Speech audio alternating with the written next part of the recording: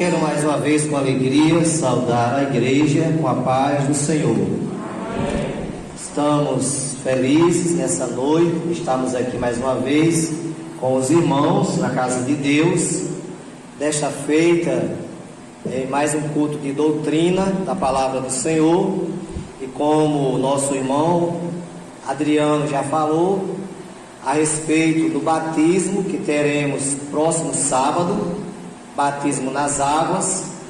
E nesta noite nós queremos trazer uma palavra dentro deste assunto para a igreja, principalmente para os irmãos que irão se batizar, e também logo após iremos fazer a profissão de fé dos irmãos que irão descer as águas no próximo sábado. Temos feito uma leitura concernente ao batismo, e eu quero nesta noite aqui, irmãos, falar sobre um assunto muito importante e esclarecedor para as pessoas que desejam o batismo nas águas. Como o nosso irmão já nos antecipou, tem pessoas às vezes que não tem nenhuma proibição de se batizar nas águas e não se batizam, mas nesse sentido está havendo uma desobediência às ordenanças de Cristo. Jesus deixou duas ordenanças para que nós obedecêssemos. Primeira, batismo nas águas. O batismo nas águas é uma ordenança de Cristo que nós temos que obedecer.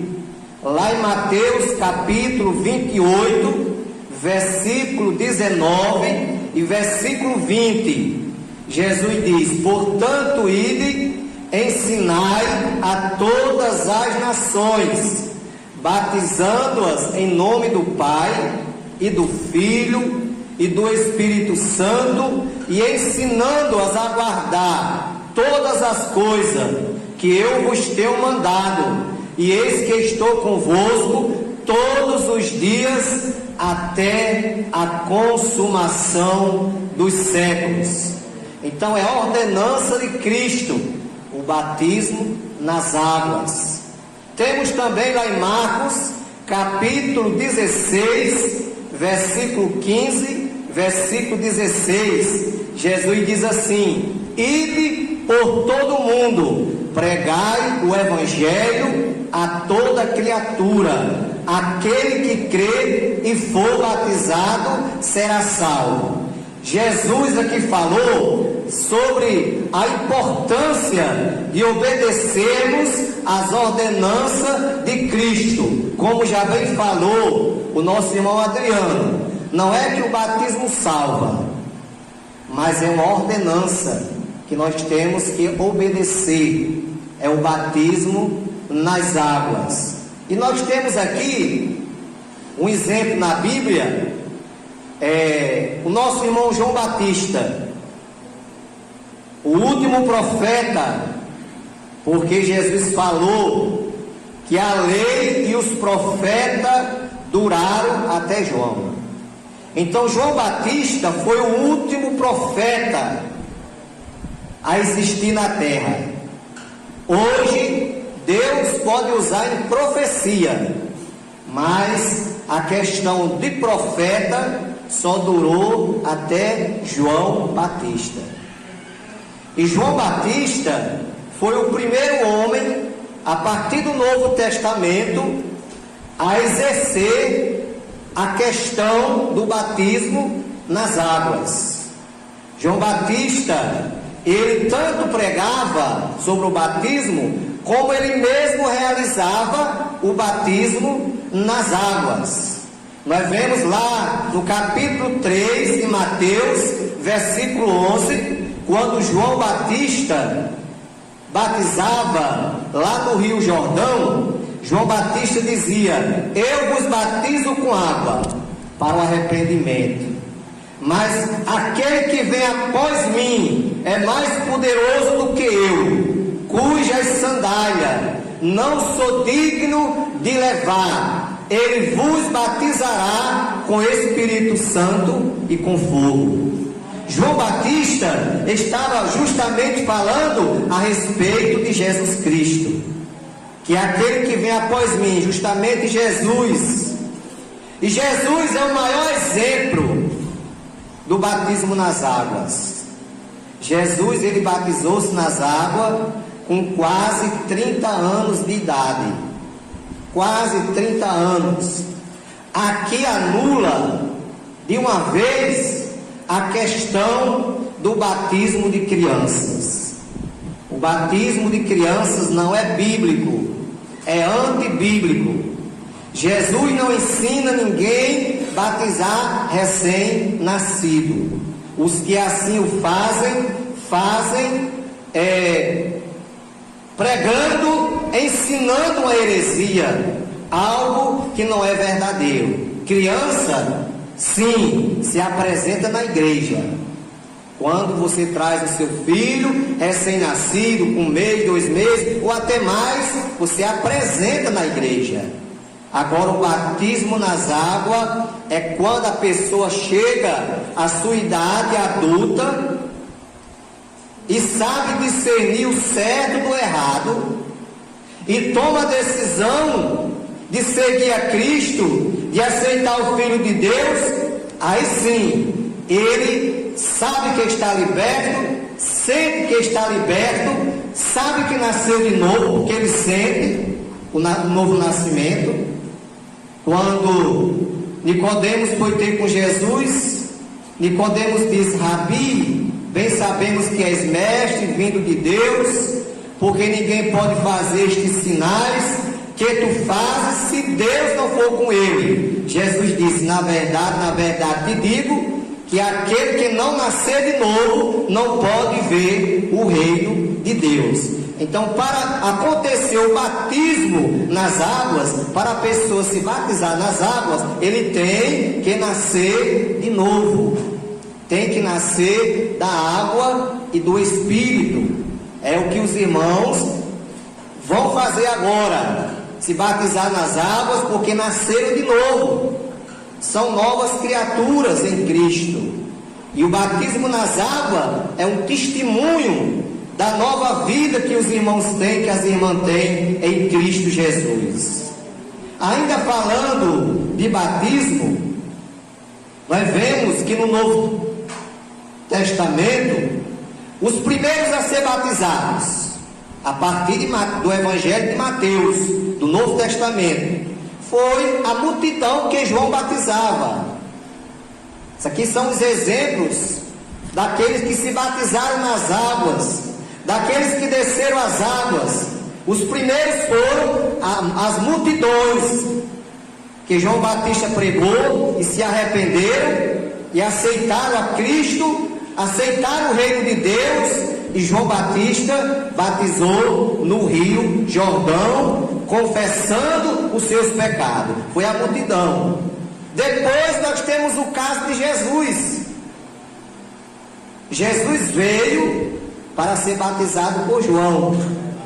E quando Jesus veio, lá no capítulo 1, versículo 29 de João, quando Jesus se apresentou diante de João Batista para ser batizado, João Batista disse: Senhor, eu é que careço ser batizado por ti, e vem tu a mim? Jesus disse: João, faça, para que se cumpra toda justiça. E a Bíblia diz que Jesus foi batizado por João Batista no Rio Jordão, e quando Jesus saiu da água, a Bíblia diz que se ouviu uma voz do céu que dizia: este é o meu filho amado, em quem me comprazo. E o Espírito de Deus desceu sobre Jesus em forma corpórea de uma pomba, e ali se fez presente o Pai, o Filho e o Espírito Santo. Ou seja, se fez presente naquela ocasião a Trindade: Pai, a voz; Filho, Jesus que estava na água; Espírito Santo, a pomba que vinha voando e pousou sobre Jesus. Ali se fez presente a Trindade Santa. Também nós vemos, meus amados irmãos, na leitura que nós temos lido hoje, quando aquele eunuco da rainha de Candace estava lendo a Bíblia, a passagem de Isaías, só que ele não compreendia o que lia, porque a Bíblia diz que o homem natural não compreende as coisas do Espírito de Deus. E Deus falou com Filipe. Filipe vai lá e sobe no carro, e quando Filipe foi, e Filipe perguntou ao eunuco se ele entendia o que estava lendo, e ele disse: como entenderei se não há quem me explique, quem me ensine? E ali Filipe pregou o evangelho para aquele eunuco, e diz o texto que lemos nesta noite, que aquele eunuco mais na frente viu água, uma poça d'água ou um rio, e ele disse: quem me impede de ser batizado? Aí Filipe disse: se tu crê que Jesus é o Filho de Deus. Aí ele disse: eu creio. E ali Filipe desceu com aquele eunuco e batizou o eunuco nas águas. Então o batismo nas águas é uma ordenança de Cristo. Precisamos cumprir essa ordenança. Eu aceitei a Jesus dia 25 de maio de 91. Me batizei dia 28 de junho de 91. Ou seja, 1 mês e 3 dias. Me veio aquele desejo, aquela sede, aquela vontade de descer as águas. E não perdi tempo. Pedi o batismo e desci as águas batismais. E quero dizer aos irmãos que é uma experiência que nunca você vai se esquecer. Primeiramente, do dia que você aceita. Segundo, quando você desce as águas. Também quando Jesus lhe batiza com o Espírito Santo, porque às vezes pode ser antes do batismo nas águas, às vezes pode ser depois do batismo nas águas. No meu caso foi depois que Jesus me batizou com o Espírito Santo. Diz também a palavra de Deus, lá em Romanos, o apóstolo Paulo nos ensina sobre o batismo. Romanos capítulo 6, versículo 3, versículo 4.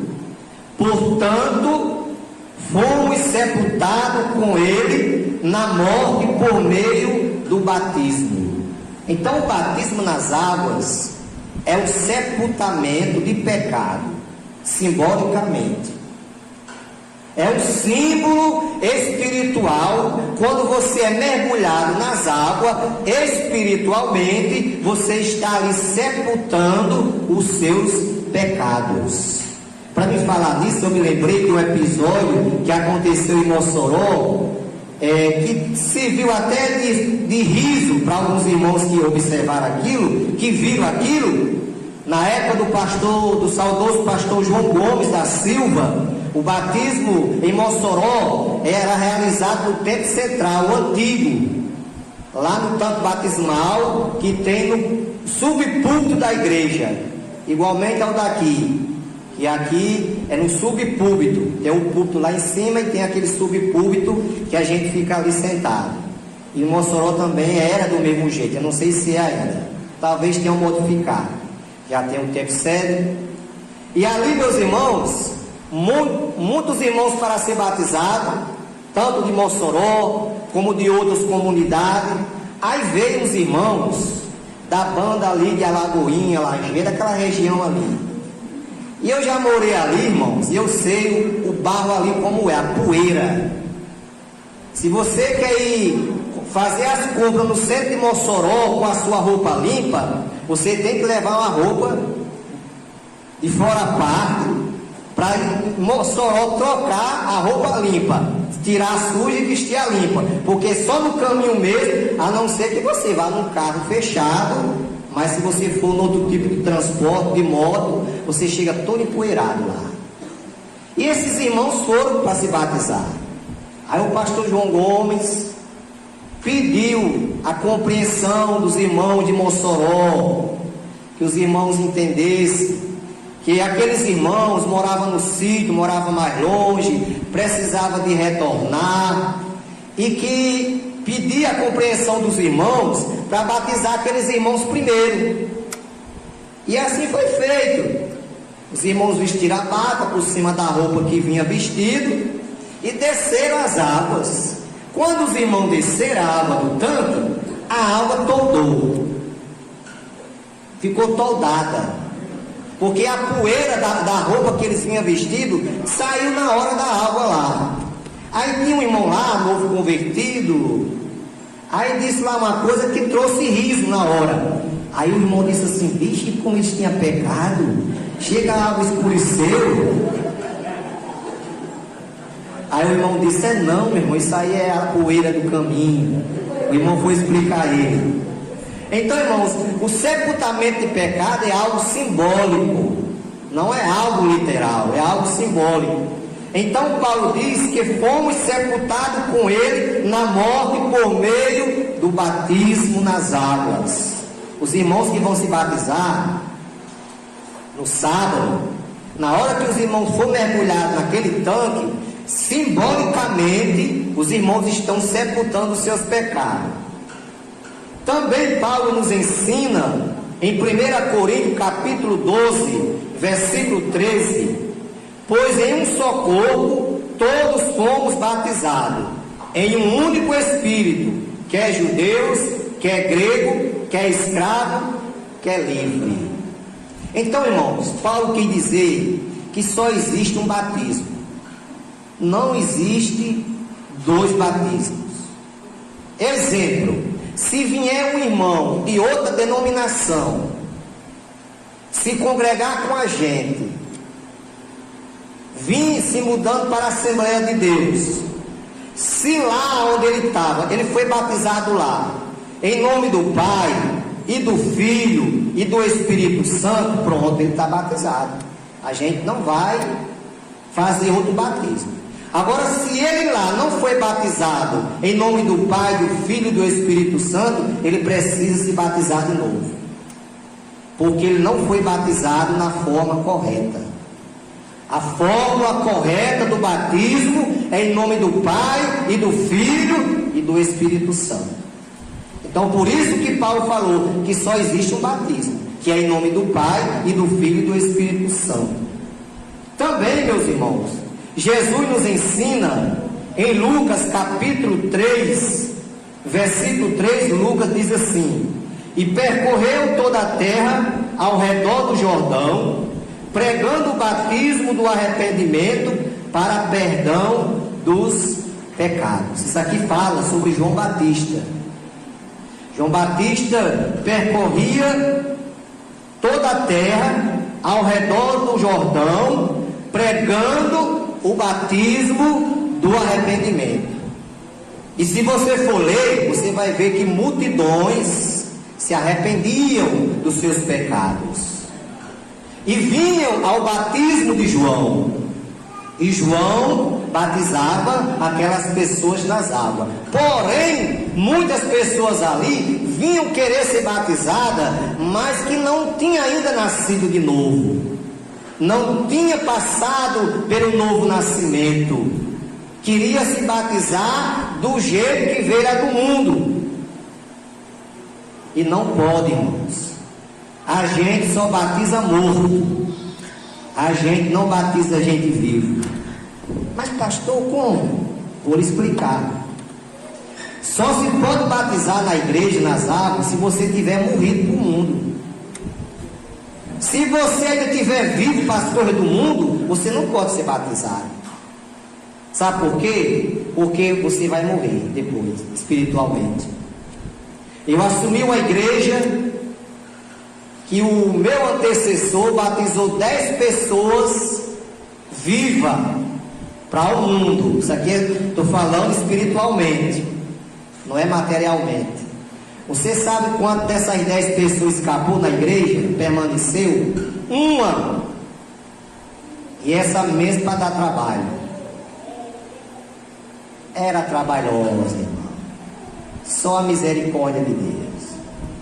Não queria obedecer à doutrina da Assembleia de Deus, ao ponto de me encarar juntamente com a minha esposa, e dizer que não obedecia porque a doutrina da Assembleia de Deus era coisa de homem.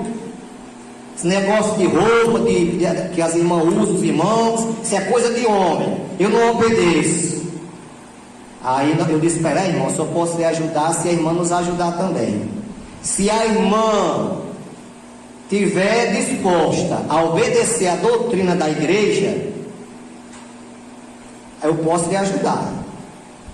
Mas se a irmã não estiver disposta, eu não posso fazer nada pela irmã. Porque ela queria cargos na igreja. Quando eu cheguei lá, era a segunda regente do conjunto. O meu antecessor colocou ela como segunda regente do conjunto. Sabe de que forma ela vinha ensaiar com as irmãs? De short. Cada ensaio era uma confusão. Sabe onde é que ia terminar essa confusão? Na casa do pastor. Que só sobra para o pastor e a esposa do pastor. Aí o que foi que eu fiz? Conversei com ela, com minha esposa, né? Se reunindo com ela. Conversei: minha irmã, a irmã tem que saber que a nossa doutrina, isso aqui não é doutrina de homem não, está na Bíblia. Se está na Bíblia, é doutrina. E a Bíblia fala sobre vestes. Não vista o homem roupa de mulher, nem mulher roupa de homem. Está na Bíblia. Isso no Antigo Testamento, no Novo Testamento também tem. Se a irmã quiser obedecer, eu posso lhe ajudar. Agora, se a irmã não quiser obedecer a doutrina da igreja, eu não posso fazer nada pela irmã. Aí ela saiu da assembleia, foi para uma igreja que tinha lá, que lá dava certo para ela. Porque realmente ela estava no lugar errado, irmão. Tem gente que quer ficar na Assembleia de Deus, mas o lugar dele não é na Assembleia de Deus. É noutra igreja que é liberal lá, que ele quer fazer tudo o que quer, e na Assembleia de Deus não aceita isso. Então ela foi para o lugar certo, uma igreja que tinha lá, que era liberal, fazia tudo que queria, né? Mas, meus amados irmãos, aqui diz, no capítulo 9, versículo 18, de Atos dos Apóstolos: e logo caíram dos olhos como que umas escamas, e recuperou a vista, e levantando-se foi batizado. Isso aqui fala de Saulo de Tarso. Os irmãos conhecem a história de Saulo de Tarso, um perseguidor do Evangelho. Pediu carta para Damasco para perseguir a igreja de Damasco, mas no meio do caminho, próximo a Damasco, Jesus se apresentou para Saulo em um resplendor de luz do céu. Saulo caiu por terra cego, passou 3 dias sem ver. Aí Deus fala com seu discípulo Ananias e diz: Ananias, vá e ora por Saulo. E Ananias daqui recuar, porque Ananias não tinha conhecimento, não sabia se ele tinha tido esse encontro com o Cristo. E Jesus falou para ele: vá, porque ele é para mim um vaso escolhido para levar o meu evangelho aos gentios. E Ananias foi e orou por Saulo, e caiu como as escamas dos seus olhos, e Saulo recuperou a sua vista, agora passou a se chamar Paulo, e logo foi batizado nas águas. De imediato Paulo foi batizado nas águas. Então o batismo nas águas é uma ordenança de Cristo. É Cristo quem ordena. E é algo que precisamos obedecer, a questão do batismo nas águas. Paulo também nos ensina em Colossenses 2:12. Colossenses 2:12.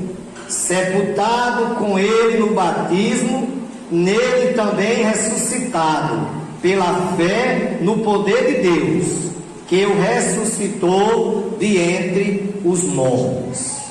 Os irmãos que vão se batizar, as irmãs, como já falei agora, só aqui reforçando, quando os irmãos forem mergulhados na água, ali espiritualmente, o irmão está sendo sepultado, os seus pecados serão sepultados. Quando o irmão sair da água, o irmão está sendo ressuscitado, já de uma forma diferente. Por quê? Porque os pecados ficaram sepultados. O irmão agora realmente passou a ser um membro do corpo de Cristo, um membro da igreja. Porque o batismo nas águas faz com que você passe a ser membro da igreja, do corpo da igreja. Então, a primeira ordenança de Cristo, batismo nas águas. Segunda ordenança, Santa Ceia. Os irmãos no sábado já vão ter a primeira oportunidade de cear, porque o batismo é de manhã e o culto à noite é o culto de Santa Ceia.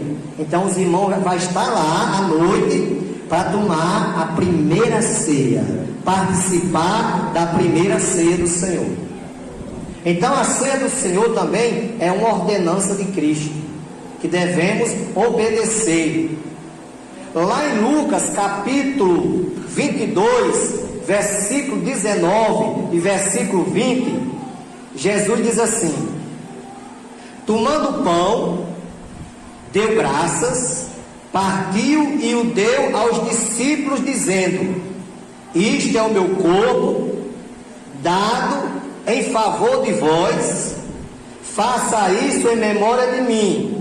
Da mesma forma, depois da ceia, tomou o cálice, dizendo: este é o cálice da nova aliança, no meu sangue derramado por vós.